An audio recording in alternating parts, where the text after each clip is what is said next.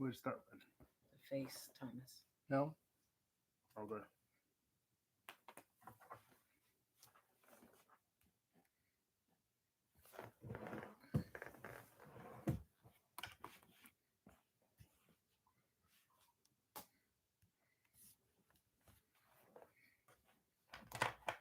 Hey, everybody. This is Rama and Sam from our Stop Shop today.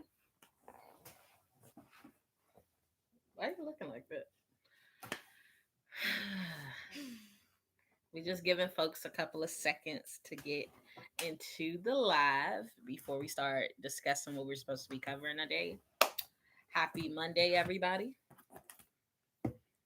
Happy Monday, everybody. It's Money Monday. We are excited about this live.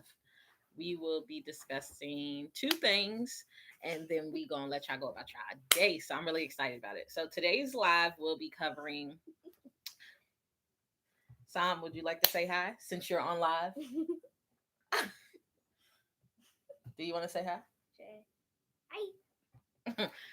So today's live will be covering ways to avoid fraud with your merchant's account and or on your card, as well as what's the second thing we're supposed to be covering, Thomas? Just as well as we'll figure. How spectators? Oh, how silent spectators can really be optimal in your success without you even realizing it. Okay, so the fraud thing. Okay, so one of the biggest things that a lot of businesses have started to transition into doing, and we strongly encourage it, is have a merchant's account, i.e., a method in which you can accept card payments. Now, the awesome thing about that merchant's account is you can actually acknowledge all your transactions on it, so you have a receipt system without being able to write up physical receipts on the spot. But one of the things that comes with a merchant's account that does not get discussed enough is a catalog. A catalog, i.e., the actual details about the products that you sell, services that you offer, laid out the same way they show up on your receipt when you go grocery shopping and everything else. Why does that matter? That matters because typically people who pay with their card, whether it's a credit card, debit card, whatever, they typically are the type of people that swipe and they get around to assessing their transactions and their payments later. Now, if you have a merchant's account and you're giving out receipts, which most people are going to want their receipt, a lot of business owners, small business owners specifically, they never actually installed their catalog into their merchant's account. So what ends up happening is when it's time for you to accept a card payment, what are you doing? You're keying in how much the total is for whatever that person is buying. And we're gonna have a video clip or some screenshots later to show you what it looks like. A catalog setup versus a catalog not set up. A catalog setup looks like, all right, this is what I bought today. I bought a shirt, I bought these socks, I bought a red cupcake, who knows, right? Versus those other people who never take the time to set up their catalog, it just says custom order.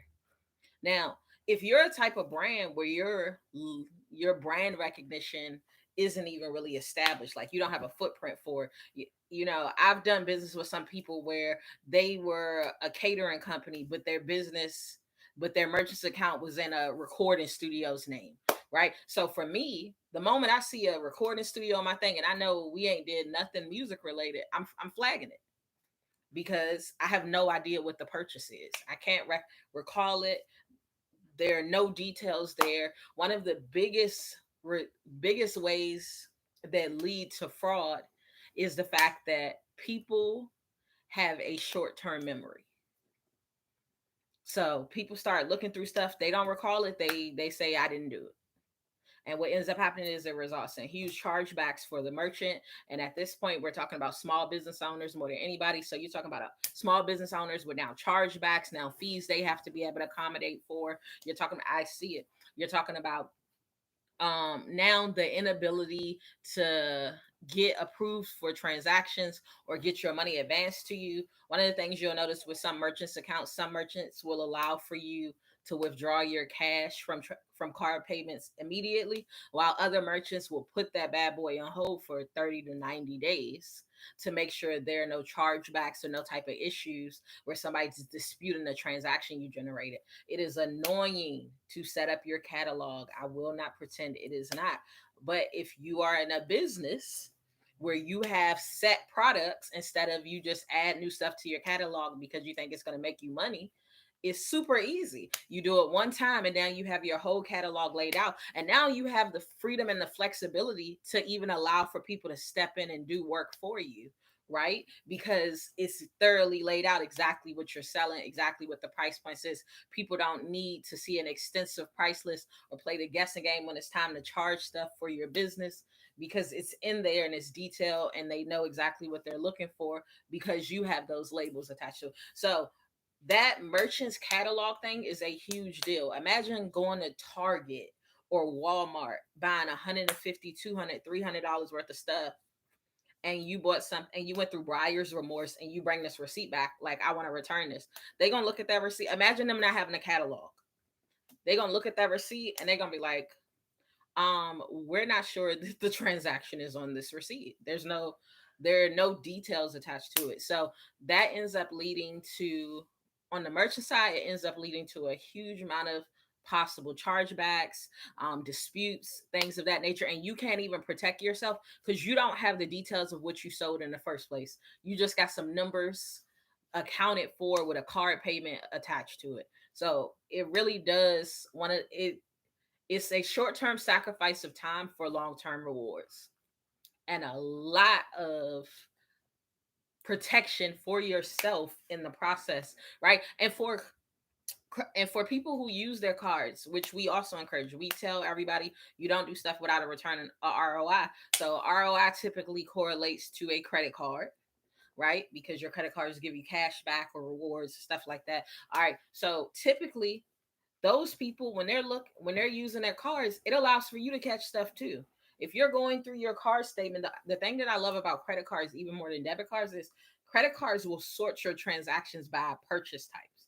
If it was from a restaurant, from shopping, from health, from music, from entertainment, whatever, it actually divides it and categorizes it for you. And so the awesome part about that is you know exactly where you've been spending the bulk of your money, right? I had a habit a couple of years back when Sam was way smaller and barely ate anything, where I would eat out at like Ruby Tuesdays and whoever used to do the 2 for 20s and stuff like that, like because it was super easy to get, it was super affordable, right? We don't eat like that at all anymore. I don't know the last time we've been to a place like that, but we would eat there because it wasn't that big of a deal, like $20, $10, $5, right?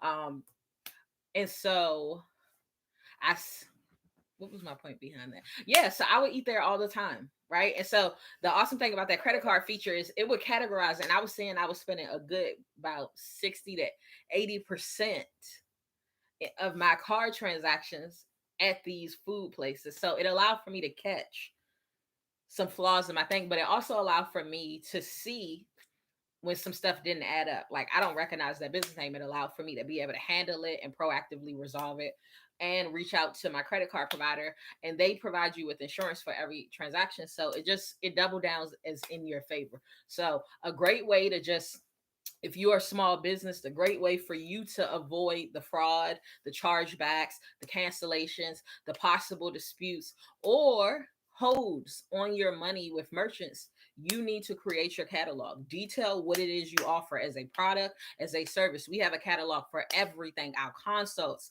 our courses, our t-shirts. We our around the winter cold season, we even have hand warmers, foot warmers, toe warmers. It's all cataloged. Every single thing is accounted for. It allows for us to be protected. I don't care if it's a 50-cent charge or if it's a $500 charge. What you're not about to do is say you didn't pay for this or you have no idea what this is, and it, like, no, it's not going down. So it was annoying when we had to do it, especially since we make these shirts and all these different cuts, and the v-necks, the shorts, the crew necks, the long sleeve, the sweatshirts, like that was annoying having to go through that so many times. But now to ability to just scroll down, click on it, and know that it's calculating it on for us, it's amazing. And it allows for us to have a track record for inventory keeping as well. That's when we can see when we're short of stuff. We can see what our high purchase things are, because a lot of people buy stuff because they think it's going to sell, and they don't even have a real concrete way to be able to track how that performance of that product in their inventory does, because they're just getting rid of it. They just notice when they sold out, or they just notice when they need more of it, or something like that, or they realize that they just have a lot of it. So it helps. It's a win-win to make the short-term sacrifice to invest in getting your catalog in order, and to avoid all of the possible financial ramifications that can come with not having one. Secondly, is the silent spectator thing. So this weekend, for those who know or for those who don't know, we have our Buy Black Market happening August 14th and 15th, right? It is a 400 Black business vendor weekend event. The last one over Easter weekend was amazing, based on just the vendor feedback forms that have been filled out. Our vendors were in the hundreds of thousands when it came to revenue generated from during that event. And we've seen a lot of businesses make connections, networking connections, that one, it helped increase their profit margins. It helped them be able to get into new markets. It helped them be able to reassess their cost of acquisition of goods and things of that nature. And then it allowed for them to be a supplier for other businesses that were there. That was an amazing part of it too. So outside of all of the immediate money, there were a lot of things that allowed for business to be able to grow and sustain from the Buy Black Market in April. We're excited about the summer one. It's not during any holidays.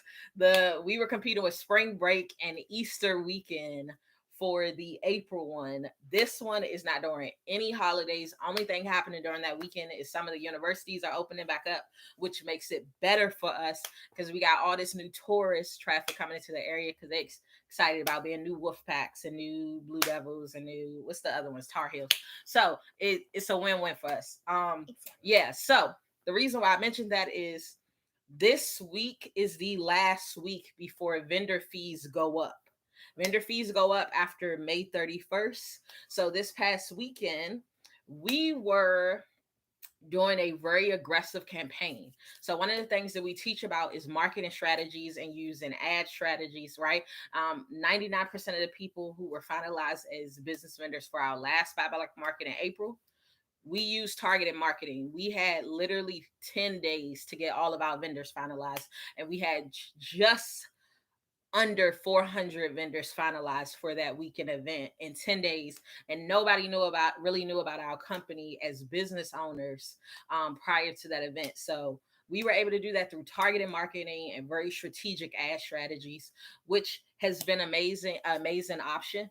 But one of the things that happened between April and now, Facebook and Apple has been in a huge battle, right? Apple has incorporated some new features into all their iOS devices, where now you have to, all iOS users or Apple product users have to give actual permission for Facebook to be able to track analytics and things like that on your device. Now, here's why that matters, right? If there's no way for Facebook to know that you're down with Black Lives Matter, or that you're an entrepreneur, or that you rock with or did you rooting for everybody black, just little stuff like the types of music you listen to, the types of things you like on other social media platforms, yada yada yada, then there's no way for them to really develop the mindset behind you, because we teach you, don't just know your demographic. Like, everybody black ain't, all skin folk and kinfolk. We all grew up understanding that. And so what that translates to mean is, just because they look like you don't mean they on the same wavelength of you. We are very, very intentional about we're teaching you to find your tribe. Finding your tribe means understanding the psychographic. It means the types of things that they think about outside of what they're doing in their day to day, the types of things that drive their passion, the things that they love, the things that they truly want to see change, their moral compass stuff. And that's not as simple as just posting Black Lives Matter or rocking a dashiki or rocking African attire. And so that psychographic stuff is what that privacy access allows for Facebook to be able to really target you very, very strategically. I.e., we know that you're looking for a prime example, right? Right before we went on vacation on our workcation, over Mother's Day weekend, I was looking for clothes because I typically wear our work stuff or I wear workout clothes. So I was looking for clothes, right? So I started getting on Instagram and I was seeing, and I had mentioned it once. So I seen like one or two things I liked, but I started saving stuff that I was like, yes, that's kind of what I want to get into.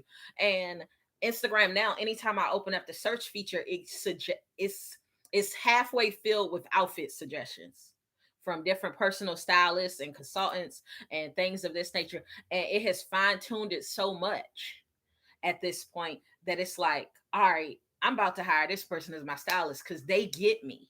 They understand my thinking based on the different things I've liked and saved. And granted, not even liked it because I really just save them and add them to an outfit folder.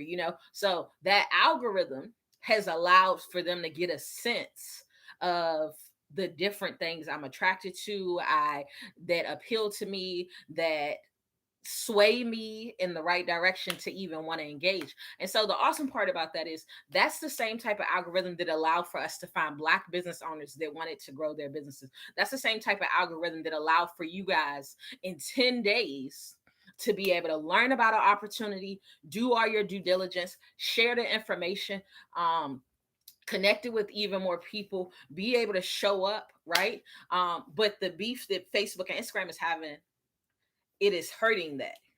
So out during the April event, when we were doing that marketing, we were able to reach, I want to say $1. I'm gonna say like 1,000 people for every like $100, right? Now that same $100 will probably have us reach maybe 250 people because of a simple permission that they cut off on most of your devices. Now it's like, well, I don't want nobody in my business, right? That's one side of the story, but the other side of the story is like, dag, I'm missing opportunities. They're blocking me from opportunities until I give them literal permission to give me access to information. And the thing about social media is it is a great information resource if you get on there intentionally. The perfect example I used to give when me and Thomas first got together, Thomas used to stay on World Star. Okay, y'all. He used to stay on World Star videos. So when you would look through his timeline of suggested content, it was like World Star stuff. Meanwhile, I was starting to heavily look into different types of real estate investing and stock and different types of stocks, and everything that would show up on my timeline would be aligned with additional resources to tap into that, to build on that, to expand on that, to grow in that. So it was like day and night. So those algorithms, mind you, if I had cut it off, I would have probably stumbled upon a couple of things because of my location, right? Somebody might have been location targeting something like that. So the thing that brought me full circle back to all of this about the targeted marketing was this past weekend there was an alternative method we could use to target market aggressively. So this past weekend, instead of us targeted marketing with the intentions of just getting people signed up on the site as vendors or LinkedIn to stay in and know about details, we targeted based on reach exclusively. So reach just means we're making the most people aware as possible as quickly as possible, right? And so our reach quota, right? Because the algorithms that have been going on, we haven't been reaching most of our demographic with the other targeting method. The location targeting, just getting people to sign up. Like we've been running the ads and we've spent thousands of dollars on ads, but we've only reached like 50,000 people of a target market of about 760 to 1.6 million thousand. I mean, 1.6 million is for the state of North Carolina. For the Raleigh Durham surrounding area, the target demographic is about 600,000 deep. So out of 600,000 people, because of the privacy and the new algorithms they have in place with the permissions from Apple users and yada yada yada, which is half of users. Um, it had us only reaching about 40 to 50,000, but it had us reaching a 40 to 50,000 like 12 times. So you might have saw our ad like 10 times. Now the awesome part about that is if we were retargeting, that would have been great.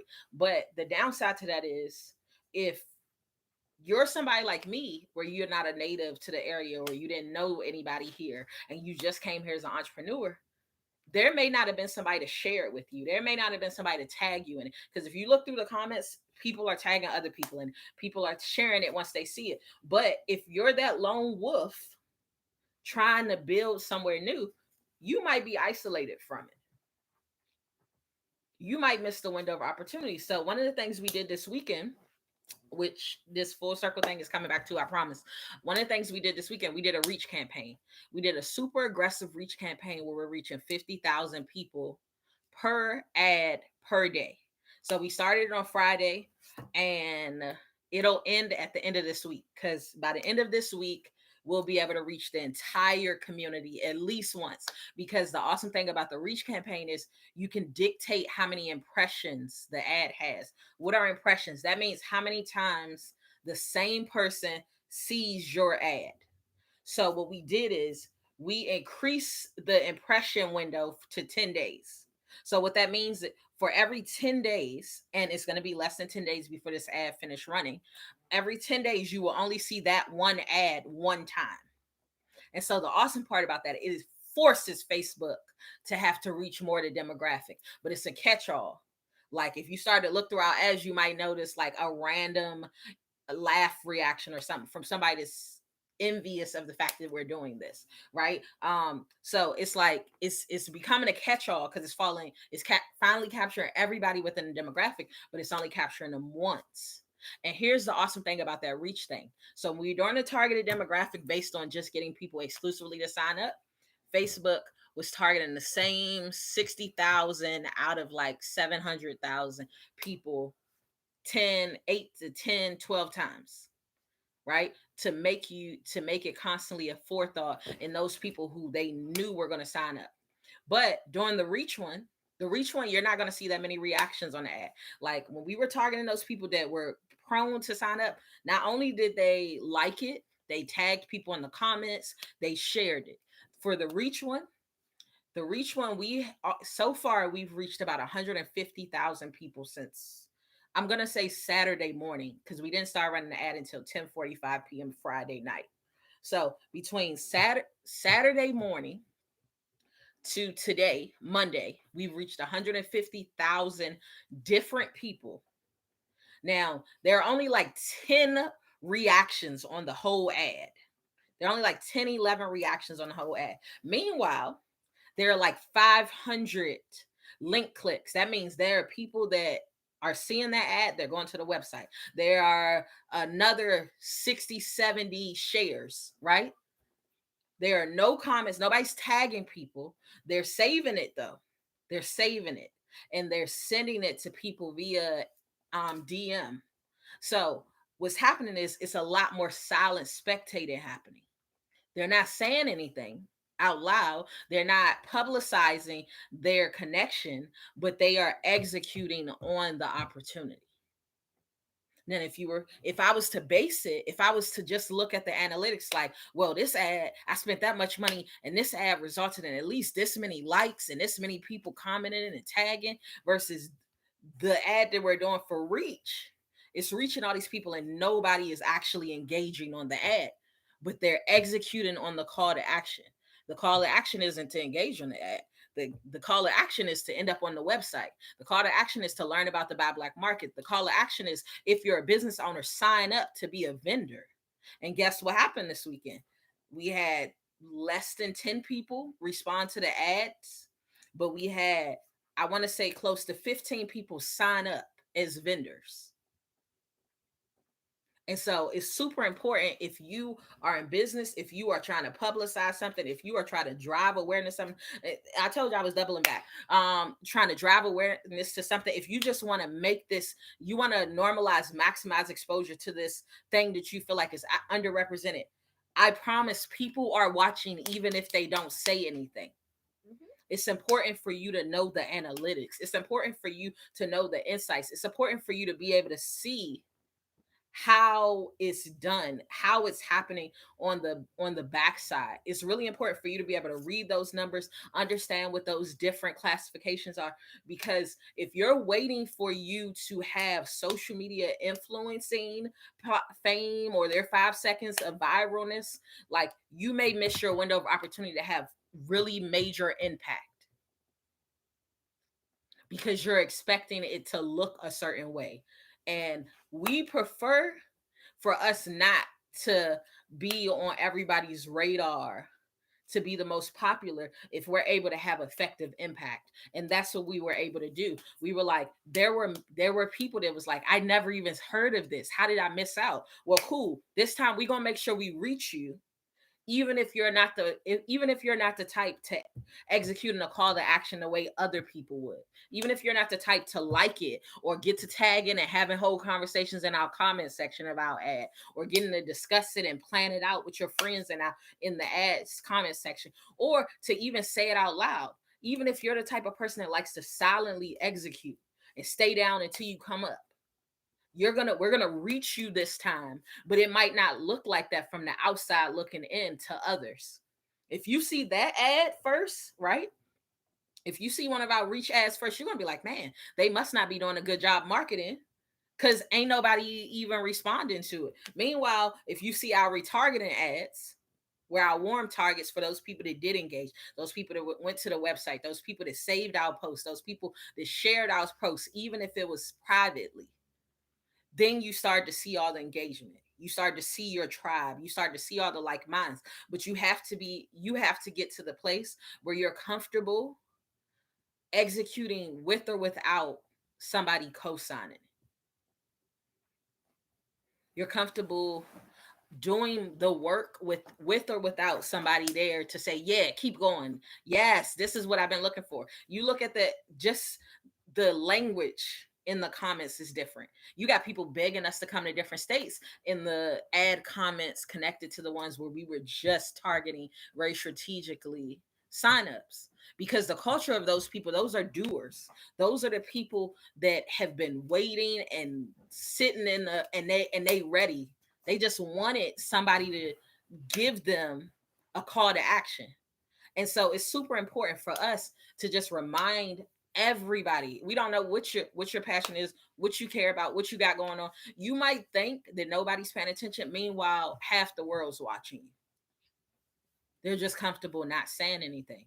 And sometimes, especially in the types of stuff that we do, it's uncharted territory. It's a lot of uncharted territory. So people want to see how it turns out before they're willing to say something one way or the other. Right? Our event in April, there were people who came from all over the country to be vendors. And they had talked to other people in their communities that had heard of it first, who had seen it before them, who didn't even acknowledge it to them, but they signed up, they executed on, they showed up, and they were like, now people are waiting to hear what I have to say, or waiting to hear about my experience when I get back, for them to be able to execute on it. And those silent spectators, it's a lot of them. It's a lot of them. It's a whole lot of them in our community, because we've been conditioned that it's supposed to look a certain way, be done a certain way. The person's supposed to have a certain appearance for it to be possible. And we do not uphold none of status quo. You will not rock me. You will not see me in nobody's brand. You won't see me in no Fendi, no Gucci. Like, I don't aspire to just have stuff, when I realize how much more impact I can make with executing with that same amount of resources. You get what I'm saying? So it's like, we will never have it. It will never come in the package that we've been conditioned to look for it to be shaped as and show up as, for it to be validated or be trusted or be aspired for. We'll spend $100,000 and make some life changes with it. Meanwhile, other people spend $100,000 to just prove that they got it. You get what I'm saying? So it's super important for us to normalize, educate, not owning these things. The reach move. I promise I'm gonna share the screenshots because I was like, "Oh, this is a word." But the reach thing was a humbling reminder that you can have huge impact without people ever even saying a word out loud. Silent spectating is real, and if you're doing the work, you just need to get the right systems in place for you to see how effective the work you're doing is, because it may not look what you think it's going to look like. I'll take 100 people signed up on my site over 5,000 people liking one of my posts.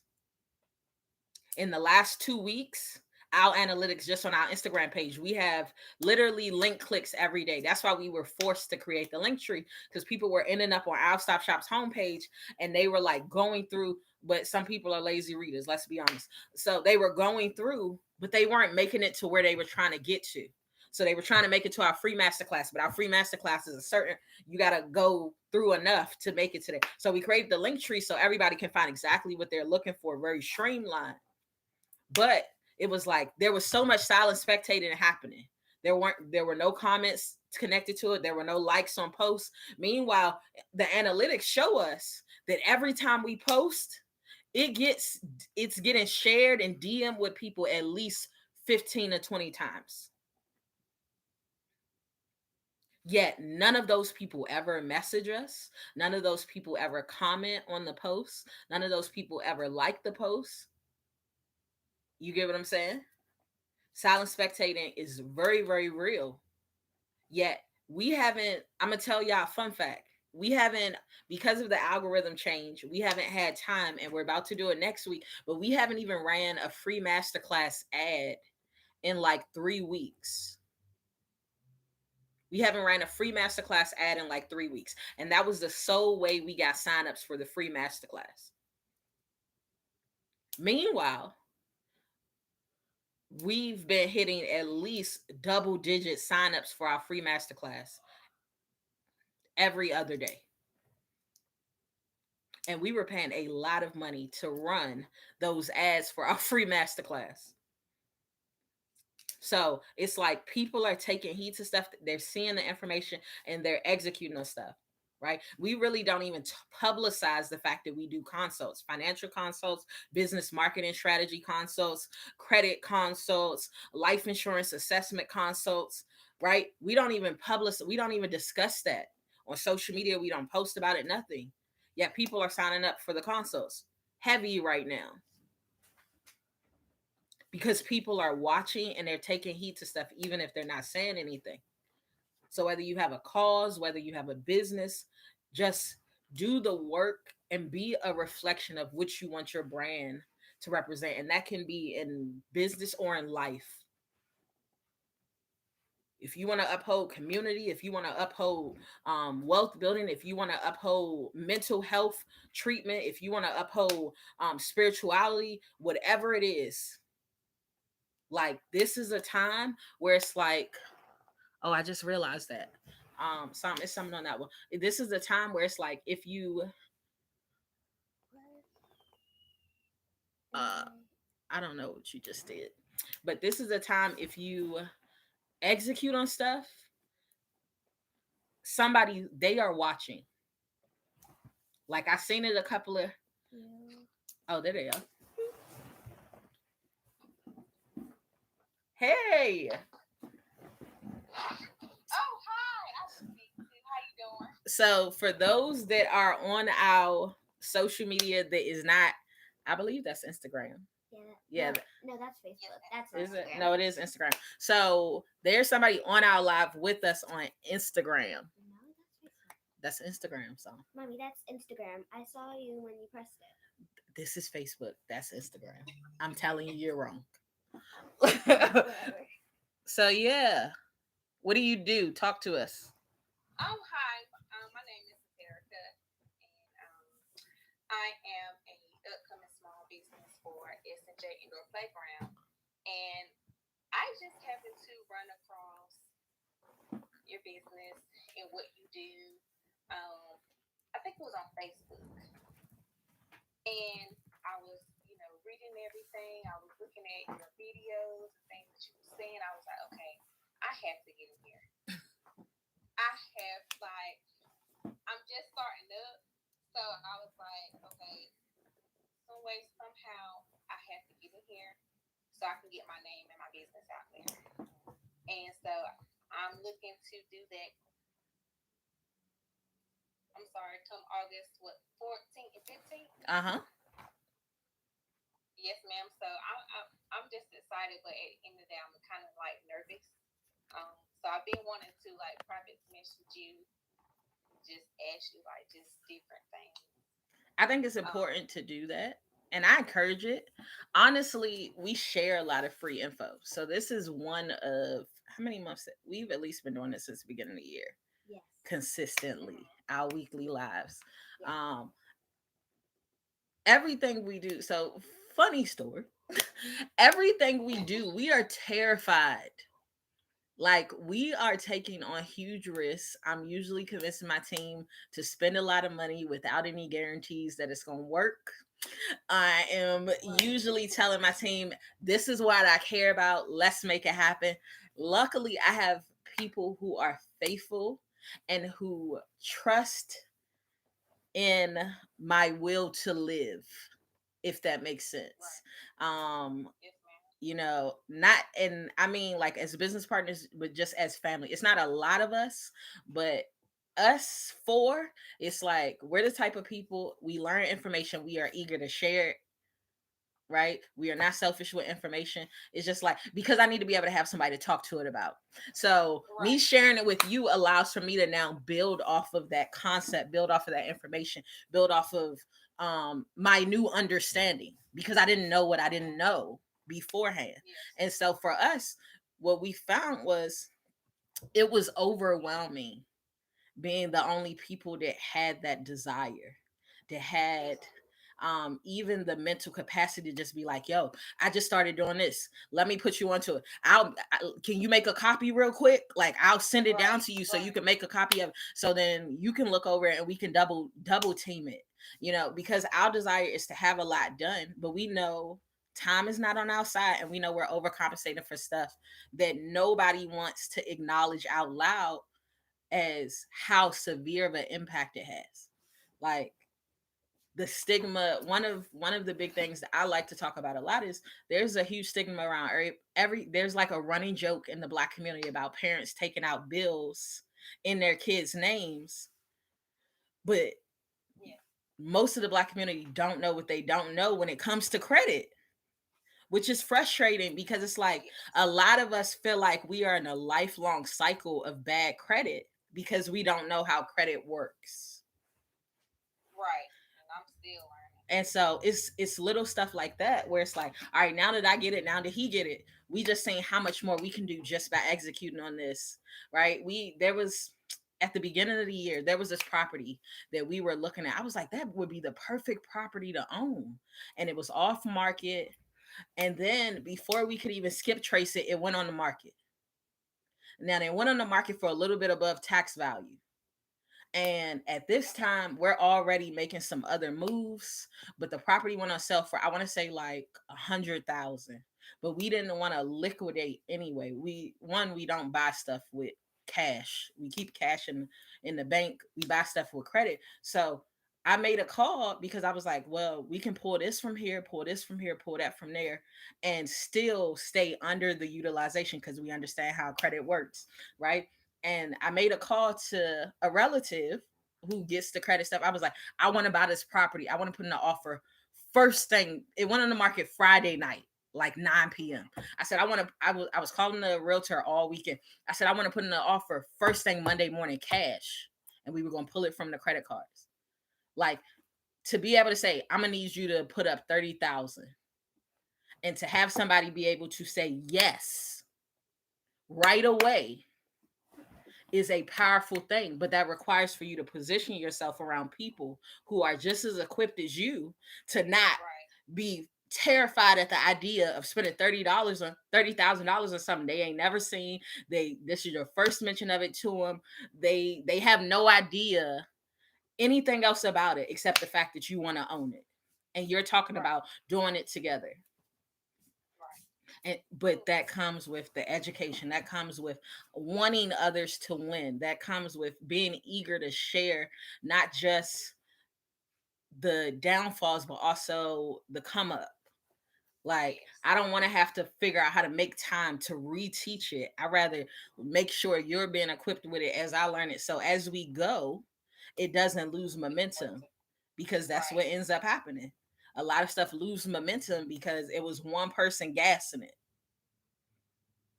I,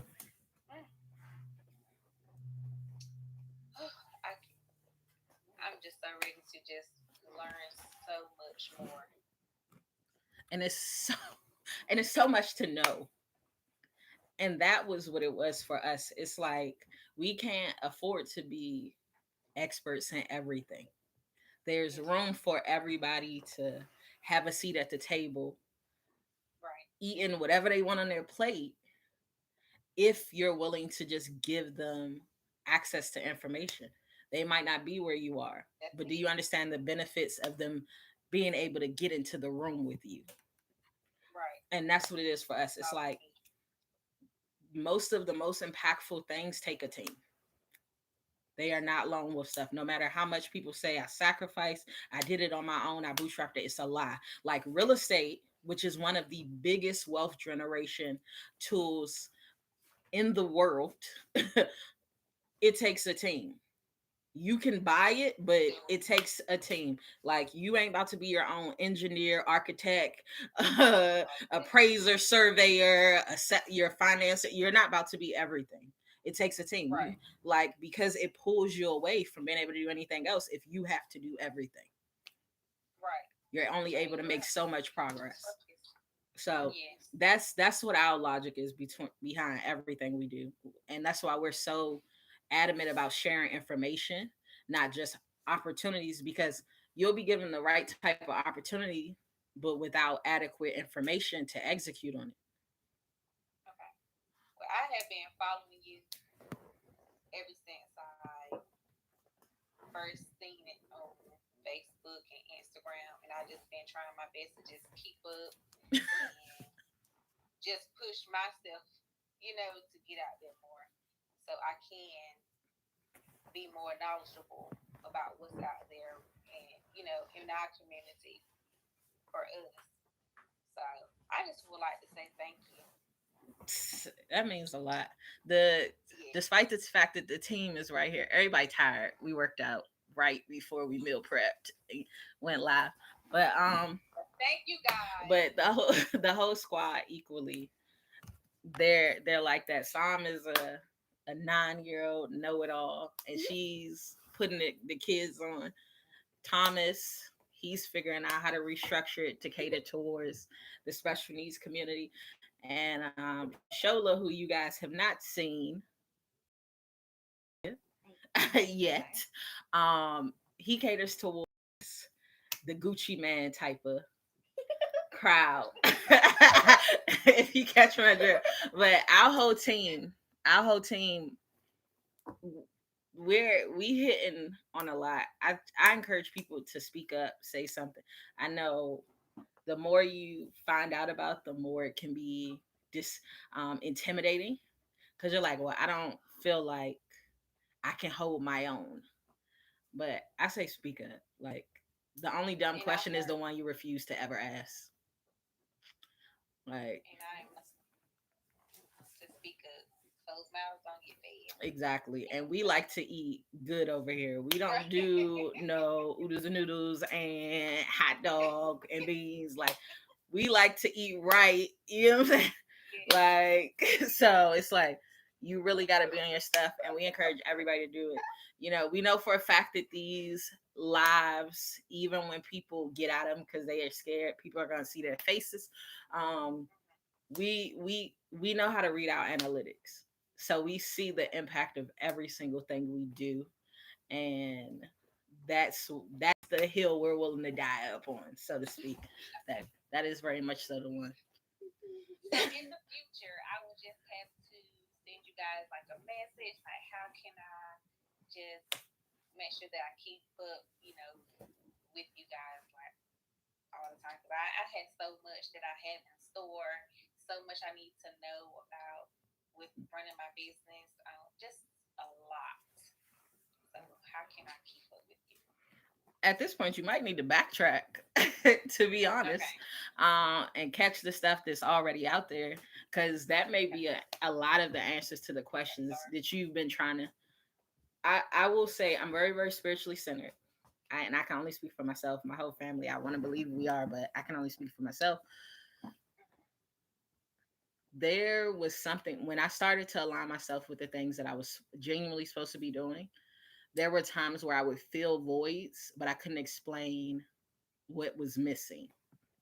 And I would just show up at times or just tune in at times without even clarity of how this fit into the picture. And it was the answers to questions I didn't even know to ask. And I think it's super important to realize for all that we've been taught, there's so much we have no idea about. So it's just like, all right, I don't really understand what role this plays, but let me see what this hitting on. And I do that. Like, and I study a lot personally. The and I force everybody else to study what I'm like, yo, this was it. Look over this. And then everybody's looking through it. And they're like, yeah, that's what we was just. I mean, you ain't say it like that, but that makes all of this part make sense that we was like just bouncing around, but we ain't know we was talking about or what it was like. So it's just be receptive of stuff even if you don't understand why it's significant. And then two, find somebody. It might not be a friend, it might not be anybody you personally know right now. Find somebody that you can start these conversations with and they're willing to have these conversations with you. We all know the difference between having a conversation where you're bouncing off each other and having a conversation where that person is like okay in their self through it with you. Like they're not telling you to shut up, but you know that it's a one-sided conversation. Right. Like, and you don't want that because it starts to deplete you. And I have had those. We all have. I like myself. Yeah. So that would be my number one piece of advice. Find your tribe. And if you can't find your tribe, show up around people like us because I feel like we find tribe that ain't just ours. It's everybody's just in that neutral place for people to divide and conquer that way too. Um, but yeah, I'm glad we were able to get somebody on live. We never go live with people. Yes, ma'am. So Yes, ma'am. I that said I got to get out the shyness. I got to get my foot out there. And I got to ask these questions because if I don't ask, I will never, really know. It's just so much to know. So why not? yep.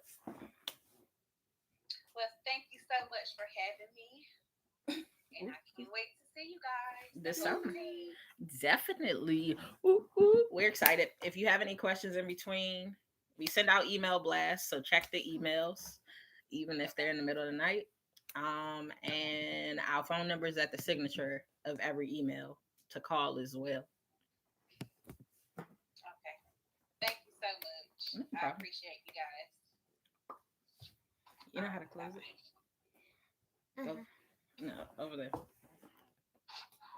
No, that's not it. That's not it. There it is. Okay, so I'm seeing somebody on this one, I think.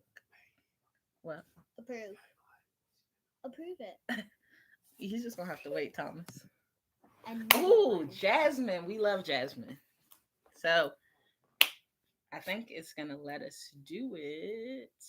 We'll see. Well, you So, don't mean that type of love, right? huh? You don't mean that type of love. Right? Jasmine is dope. She is a real estate investor. She's one of the first people to attend our Get Your Life course once we rolled it out. It's trying to add you, but I don't know what it's doing, Jasmine. It says adding. Connected. Oh, there she is. Boom. Yeah, Jasmine is like one of the first people to ever do our. Yeah, I can hear you. We can hear you. So for those watching on other platforms, we are on a joint live on Facebook. in Yeah, case you're Facebook. like, who are they talking to right now? Yeah, That's where Facebook. we at. Hey, how's it going, Jasmine? I'm good. I'm good. I haven't been in one of your lives in a minute. I was like, I saw it pop up. As I was scrolling through Facebook. I was like, let me join. Yes. I want to get some So, information. you're one of like my favorite people because you're one of the people, and the reason why I love you so much is because you're one of those people that had the idea when everybody was terrified during the market crash to buy a multifamily unit. And I just think, and you were like, and when you talk about it, it's so humbling, I think, because you talk about it like, I didn't know what I was doing. I just did it, Jumped out there. and I think we exist, we're conditioned to exist in a fear that you like blatantly disregard it, but you can't even explain how. you, and that makes it resonate with me a lot more because sometimes you just have to step out by faith, and a lot of people fear that. They fear the uncertainty. I was just listening to what you said about Facebook trying to sabotage me. What do you got from that? Facebook would definitely. Like, hold on, Jasmine, because I can't hear you. Like, it just muted completely. The Facebook one. Mm, Facebook does try to sabotage people. Facebook hates us. Just like PayPal. Just like PayPal. Can you hear me? Because I cannot hear you like at all. That's so weird. I don't know why it's doing that. That is super, super weird. I don't know. Try muting and unmute. I don't know. Cause the Instagram one was fine. What's the page on Facebook? Our Stop Shop. It's the exact same. You can literally type in at our Stop Shop and it'll bring you straight to it. Weird. They can't hear her, but I can't hear her. Thomas, did you hear me? The people in the live can hear her, but I can't hear her. That's so weird. That's really freaking weird. Okay, Thomas, I think you might have to get off can the live. Thomas you might go have on to- live and put some headphones on? I mean, can you pull up our live and put the Bluetooths on so I can hear it that way? Because that's weird. I don't know why I can't hear you. That's really, really awkward. The Bluetooth are right there. The ones I was using for the run today. The walk. Same difference.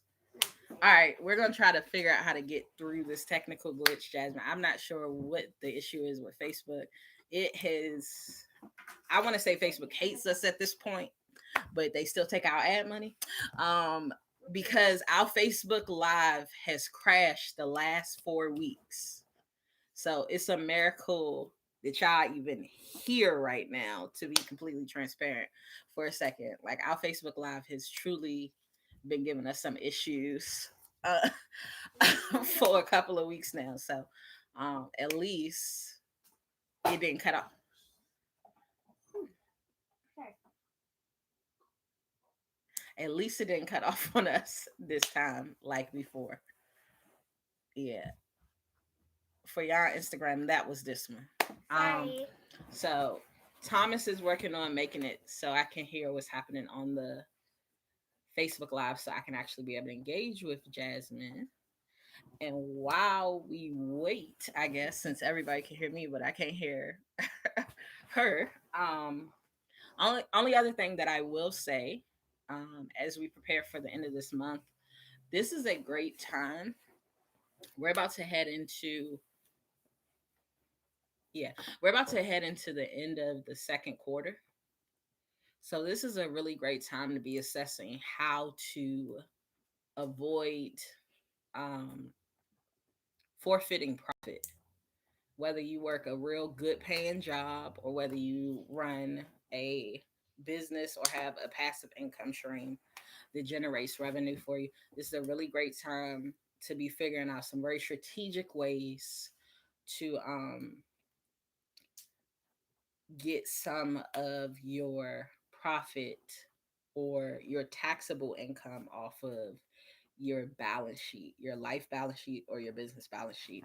Um, One of the ways we are doing that right now, which made us have make our car into a permanent marketing vehicle, was the marketing budget now pays for pays our car note.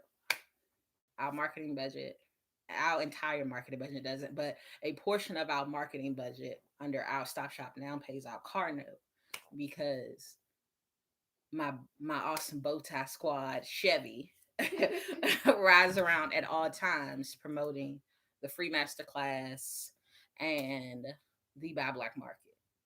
Um, and so it was $100 or so dollar one time investment to buy the magnets. Um, and now it's like this permanent beneficial thing for us. And truthfully, that silent spectator thing functions in real life the way it functions on social media. Like people will like I see people in their cars with their phones facing out, have the QR codes on both sides of the car, right? We have a QR code to free master class, QR code attached to the Buy Black Market. All right, Jasmine, say something.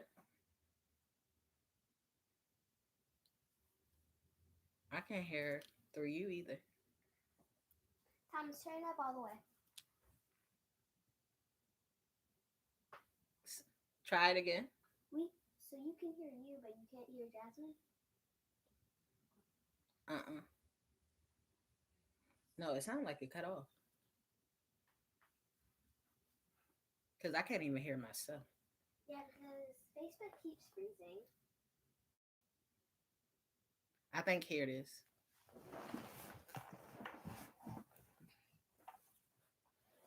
Yeah, this is freezing up. I'm hearing what I was saying before. So this ain't working either. So I'm gonna be convinced that Facebook hates us. Yes. And they are not gonna let us be great today. Because that should have worked. And I can hear myself still talking about the silent spectator. So it's like a huge lag too. Yeah, try that. Try closing the request and sending it again, and let's see if the sound comes back. So while we wait for Jasmine to come back, the silent spectator thing definitely is a very real life thing as well. It is not just on social media where people will stalk your page all day but never like, respond, comment, anything on it. And the reason why I say that is we started running the car magnet ads just randomly out in town and stuff like that. And we see a lot of people with their phones pointed to our car, but they try to do it real like slyly so nobody sees them. I don't see it yet. Neither do I. Oh, you could just press add. Oh, I'm learning new stuff every day. All right, hopefully this time it works without an issue so we can have this conversation. But Say something. I see you back. Try saying something. Can you hear me? Yep, Yeah. I hear you. Okay, hopefully at this time it works permanently and it don't go out on us again. Creepy. Right. Right. I am on the phone, okay? So yeah, so Jasmine, I would love for you to because we love you, but people who haven't had as many engagements as us, they're not gonna really be able to appreciate why we feel so strongly about you without understanding a little bit more about your story. So we'll dive into that. Um, but yeah, one of the things that I do want to say, I do want to just reinforce this is a perfect time if you see a lot of money that ends up being taxable by the end of the year to make sure you start finding your deductions, i.e., the things that will allow for you to be able to do what you want to do with that money versus have to pay it in taxes. It's freaking. All right, you back, Jasmine? I am. Yes. You're good. I got this one who flipped the whole Instagram camera around when she's supposed to be sitting here. I said sorry. Anywho, so Learning. so yeah, I really would love for you to just talk about that because you became a real estate investor pretty much overnight. You became a real estate investor and a landlord overnight, and it was like I just did it. You're only at 3%. So like back in I think it was 2008 or 2010, I came up with this bright idea that I wanted to buy an investment property. It was right after the the housing market had crashed, and what prompted me to do it was the president then Barack Obama was giving away a $10,000 incentive to any first time home buyers, and I heard that on the news, so I jumped on it, and so I missed the deadline for that 10,000 that incentive, but I stayed in the market, and we were talking about the spiritual thing, and I'm not gonna make it too long, but what ended up happening was in that time where I would have gotten the incentive, I had one house that came up, it didn't work for me. Some like a bill came up or some payment came up that stopped the whole process of buying a house that was in another town that probably I would have lost it because it just wasn't for me and I was pushing for it. And then I waited and my realtor called me like 6 months later out the blue and said he had a house for me. And this house it was a short sale, ended up being like on my same street that I was currently living on because I living on because I wasn't planning on moving into the property even though I was supposed to. It was just never the plan. It was on the exact same street, about a block and a half down from where I lived, and it was like I said, a short sale, and the price was just right. And they asked me to put an offer, and it just happened. And That is so I dope. closed, and then I did the whole landlord thing. I learned a lot of lessons along the way, um, and I always attribute the success to the fact that I ran into someone, an old friend who happened to have a boyfriend who was a jack of all trades, and he's the reason that I was able to keep it for 10 years because I didn't have a team, and so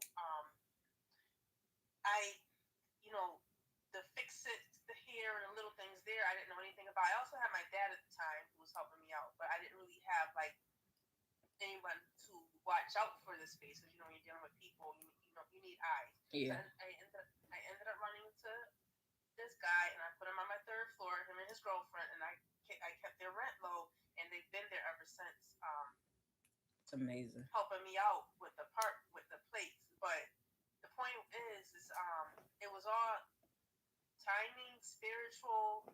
I have to say because just everything was just lined up for me in the right space and faith. I went in with the faith, and now it's been 10 years, and I'm kind of ready to make another investment. I'm going to be getting with you soon, Brahma, and figuring out. Oh, I have to say, I sat in one of Brahma's master classes. I think last November. The Get Your Life course. I watched everything. Huh? The Get Your Life course. The Get Your Life course. Yeah. I sat in there and I got so much information and so much to think about. Like so many different opportunities opened up for me, or just the thoughts of new opportunities opened up for me to explore further. And then we sat together, I think in January, and About restructuring. helped me. Well, he gave me, huh? About restructuring a little bit with the Yeah. landlord setup. Mm-hmm. Right. Gave me some tools to follow, and I did most of them. And so I'm gonna be making another appointment soon, so I'm ready for the next step. I want to reinvest. Yeah. Um, Yeah. And that's what's exciting me now because we've added a lot more for investors and business owners. Like the Get Your Life course initially, it was really it was created to compensate for everything that me and all of those closest to me didn't know that we didn't know, and we suffered behind the ignorance of until we developed that understanding. And granted, for us those pieces came, man, it was like, have y'all ever seen like that video clip where it's like something that was like big? That's how slow, because took us to get to this point to develop the understanding to be able to execute as we do now, you know. Um, and so the Get Your Life course was truly that. Next to her, the Get Your Life course is like truly my baby.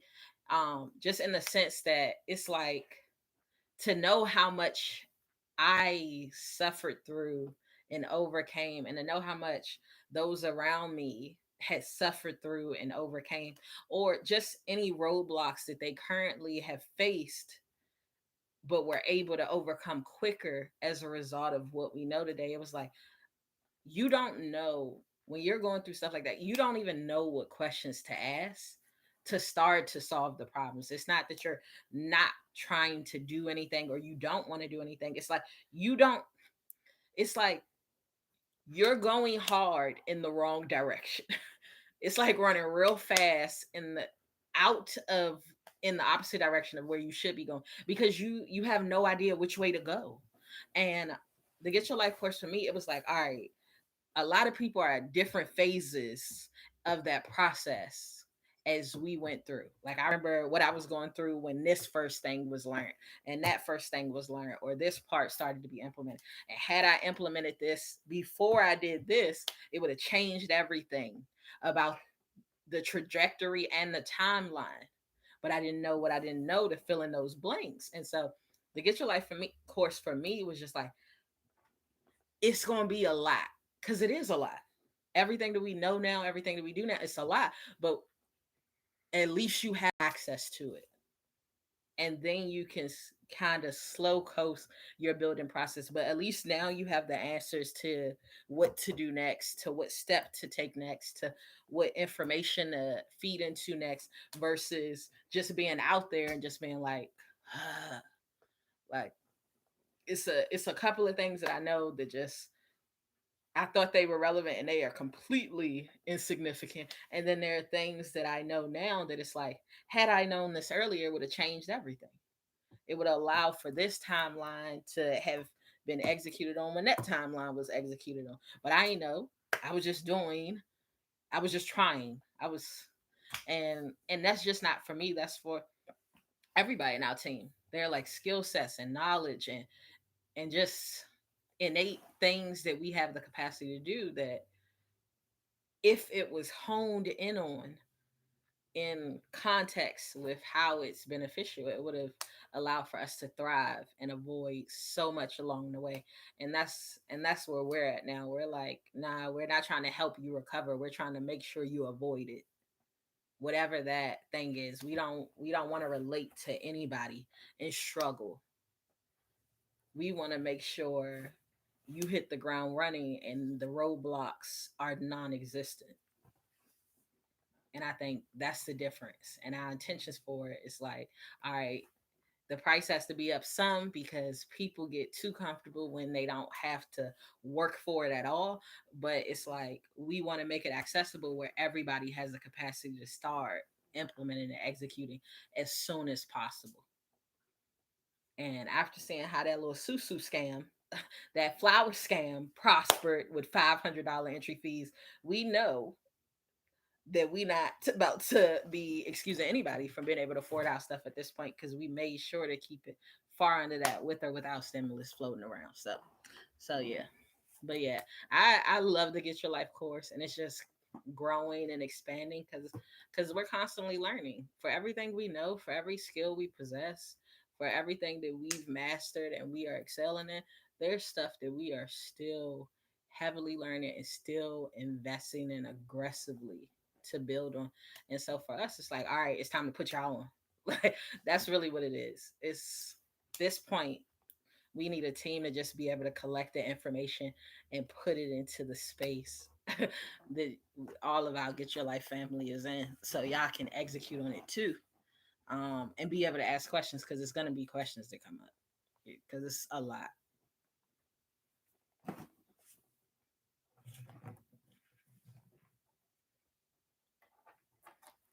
Did your sound go out? Please tell me your sound didn't go out, Jasmine. Nope, I can still Nope. can you Oh, hear me? awesome. Yes, I can. Yeah, but so from the Get Your Life course, I think there were a number of things that you personally executed on. I think it in the real estate aspect, you started to structure it a little bit differently. Um, I really don't think you're that far from the Brewer strategy, to be real, um, because of how long you done had that place down and the cash flow on it. But then, secondly, what Do you think Jasmine's becoming better and that she should be a part of the Our Stop Shop team? Jasmine is putting in a lot of work, a lot of places. I know how much stuff she's doing on the back end that we're not talking about on this live. but I'm a builder. but the other thing is the credit. I feel like that was probably a aspect that we kind of dived into heavy too, to start leveraging a lot more. I don't want to cut you off. I just want to add that there's so much that you taught in that course about credit that I didn't even realize about building, like the little things you can do to build your credit, um, to fight for your credit, and even just knowing that. I think one of my biggest things taken away that I never even realized was that where the credit reported agencies are nothing but private businesses, and just kind of learning how to work with them. I Yeah, think that was big for me in understanding that they're just corporations that are looking to make money. exactly. And and when you hear how I feel like credit started the same way the United States of America started, to be completely honest and transparent about it. Like, we all love America, America today because of all the stuff at your fingertips, but it's just like this place was established. The United States of America was established in such a toxic and hostile method, you know, to get to this place where it's now all kumbaya and chill, and everybody feels like it's like the place to be. But credit, like the creation of credit, stop sign, the creation of credit in this country was kind of started similarly, not so hostile, but it was definitely established very toxic. It was like I heard it. It was that nosy neighbor on steroids. Like, not only were they nosy, but they figured out how to monetize spreading your business, whether it was true or not, and the laws had to get put in place because, like, any rumor, anything that made it through the rumor mill was making it onto this report that they were monetizing, being able to share about you and prosper about allowing other institutions to be able to make financial decisions connected to you. So it's just like credit has changed now, but that that never really goes away.